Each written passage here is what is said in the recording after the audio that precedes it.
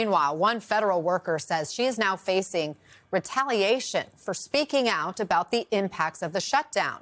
Ellen May, who is a program specialist with SNAP benefits, says she is being fired for an interview she did with our colleague Chris Jansing last month, where she talked about how she and her colleagues were handling the shutdown and what would happen to SNAP benefits. I want to let people know you are not representing your employer here. You're here speaking for yourself. My coworkers and I are feeling really conflicted in this moment. So many of us have been overworked and exhausted since April, when we lost half of the staff in our office. And so we feel even guilty for seeing this as a reprieve, because what we really want to do is to be at work. For SNAP, at least, we think that they will be okay for the month of October. October benefits have already started going out in some states. Some states send them out on the first of the month. We expect that all of the states will be able to issue SNAP benefits for the month of October, but things might get a little dicey if this drags on into November or even past that.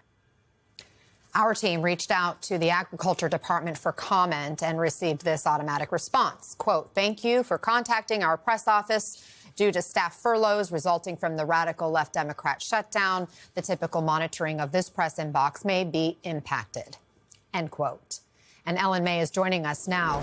Ellen, you say you're now being retaliated against. Walk us through what happened.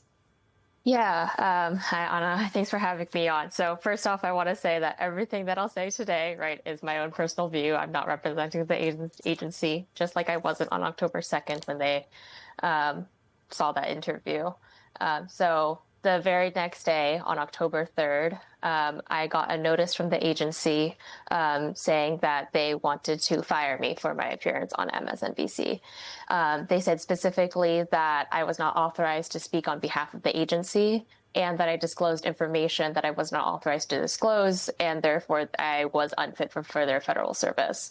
As you showed in the clip, I was clearly representing my own views and the views of my chapter members, as I'm also the chapter president for the USDA Food and Nutrition Services Northeast Regional Office, which is based in Boston. And I have a duty as a chapter president to represent the views of my coworkers. And I have a duty and a right to do so under the Federal Labor Management statute.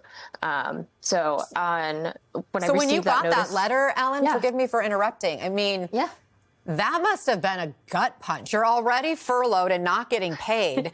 And then you get a letter saying your job may be in jeopardy, that you may not even be able to come back to work. What went through your mind? What was that like? I was honestly really confused when I got that letter, because I was replaying everything that I said in my head and tried to remember everything that I had read in preparation of going on the air on October 2nd.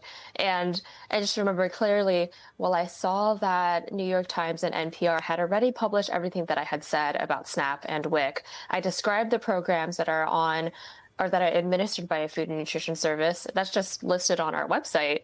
And I'm representing the views of my chapter members as a chapter president, and that is protected activity. So I was confused at first. I received the notice at 8 p.m. on a Friday night. So in some ways I thought, is this a joke? And then I returned to it when I got home that night. And then again in the morning, I was like, oh no, this is serious. They really mean to fire me for doing things that really in the union's eyes are not punishable in any way. So are you planning to fight back? What's your plan now? Obviously, the government is reopened today after the president signed that deal last night into law. Yeah, so I've been working with my union lawyer. So I am a chapter president at NTEU, National Treasury Employees Union. And I've been consulting with some of the lawyers at NTEU about how to appeal this notice. And I definitely I want to focus on getting back to work. All of my coworkers have returned to work today, and I'm still here sitting at home instead of helping our state agencies, the SNAP recipients, unwind the effects of the shutdown over the past 42 days. It was difficult for me and my coworkers to see kind of on the news that SNAP benefits might be withheld, that the National WIC Association is demanding the release of SNAP funds. And we saw just a lot of kind of anger, distrust, like sadness, really, from our recipients and from our state partners, too. Yeah. And so I want to get back to work. I want to get back to doing what my coworkers and I are supposed to be doing. That's reducing hunger and increasing food security in a manner that inspires public confidence. And I want to get back to doing that as soon as I can. So I will do whatever I have to do to get myself back into that position. Yours is a noble mission. Thank you for your service to our country through this work that you're doing. And I'm sorry you're having to deal with this. I know you got a cat behind you that wants a little attention. Not camera shy by any means. Ellen May, thank you for sharing your story with us. Best of luck.